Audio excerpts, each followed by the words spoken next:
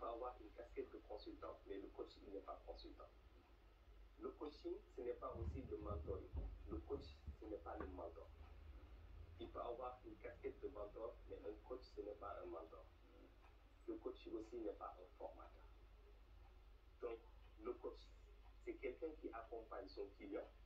Ça peut être une personne physique, comme ça peut être aussi une entreprise, pour développer leur potentiel afin de définir des objectifs et les atteindre. En se basant que sur des questions. Donc, le coach, lui, il ne connaît rien. Ce n'est pas lui l'expert, c'est le client qui est l'expert. Lorsqu'on suppose que chaque humain a déjà les ressources nécessaires pour son développement. Donc le coach, c'est juste quelqu'un qui va le guider par le biais des questions pour se dire, ah, il y a une prise de conscience, ah, je ne savais pas, ah, je n'avais pas pris en compte ça.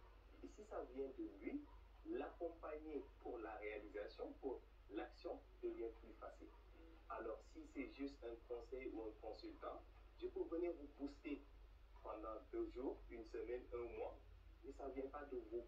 Et après, vous allez vous rendormir. Donc, le coach, il n'est pas un conseiller, il n'est pas un consultant, il n'est pas un mentor. Mais alors, est-ce qu'il y a une école où on formerait des coachs? Il y a plusieurs écoles partout dans le monde où on forme des coachs. Ce qui différencie d'ailleurs un coach d'un conseil ou d'un consultant. Pour être coach, il faut faire une formation. Laquelle? Donc il y a la formation pour être certifié coach professionnel. Cette formation, selon les écoles, peut durer en moyenne jusqu'à 6 mois pour le premier cycle. Ensuite, encore 6 mois pour le second cycle. Et après la formation, vous devez être certifié. Et après la certification, si vous voulez adhérer à ICF, qui est la Fédération internationale de coaching, créée depuis 1995, qui aujourd'hui regroupe plus de 60 000 membres, présents dans 141, en fait, dans 99 pays avec 141 chapitres. Et aujourd'hui, ICF a un code d'éthique et déontologie pour dire c'est comme ça qu'il faut coacher, c'est comme ça la posture qu'il faut avoir pour coacher. Et aujourd'hui, pour être accrédité ICF, il faut aller faire l'examen. Ça veut dire quoi? Il faut d'abord avoir votre passeport de formation qui montre que vous avez fait une formation dans une école certifiée, accréditée ICF. Et ensuite, vous allez passer pour devenir ACC, PCC, MCC et coach d'équipe. Donc voilà le processus pour dire que je suis coach professionnel.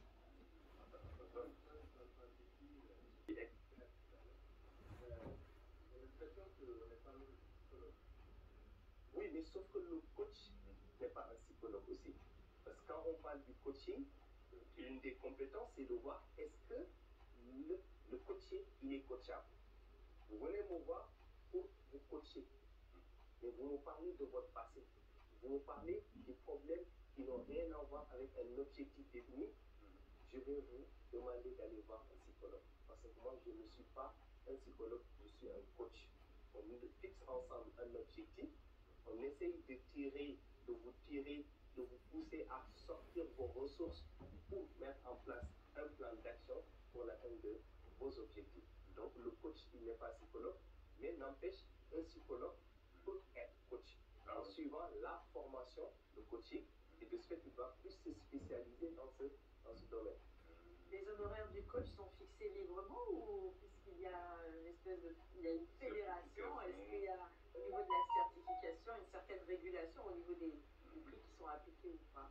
Donc tout dépend de la durée parce qu'une séance de coaching ou un mandat de coaching peut durer d'une séance d'1 heure à 6 mois.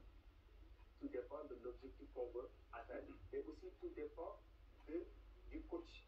Celui qui est aujourd'hui MCC, donc va forcément être plus cher que le débutant. Okay. Celui qui est spécialiste aussi dans ce domaine va être aussi plus cher, plus mieux rémunéré que le débutant. C'est juste un contrat entre le coaché et le coach qui est défini aussi en amont. Alors, mais qui constitue aujourd'hui le gros de votre clientèle? Aujourd'hui, vous vient d'où? C'est ça. Donc c'est les entreprises, mais aussi les personnes physiques, les particuliers. Surtout les personnes politiques, j'imagine? Politiques, moins en à l'approche de la dernière présidentielle. pas eu beaucoup de demandes. Et souvent on a séduire l'électorat. C'est ça, parce que le rôle du coach, c'est pas ça. Ah, c'est pas ça. C'est pourquoi le coach professionnel qui reçoit moins de demandes, alors dans ce sens. Okay. Le coach professionnel, il ne vous dit pas quoi faire. Okay. Il vous amène à ce que vous-même puissiez dire, ah, le moment, ah, je n'avais pas eu conscience de ça. Donc je n'ai pas pensé à ça. Je sais que je peux le faire. Et après, on met en place un plan d'action et on vous accompagne pour ça. Il y a aussi des étudiants. Souvent, aujourd'hui, c'est presque les victimes de ceux qui se disent coach. Et souvent, ils sont dans les écoles pour accompagner les étudiants. Cela n'enlève en rien aussi l'impact que beaucoup d'entre eux ont sur la carrière ou le développement personnel et professionnel des étudiants.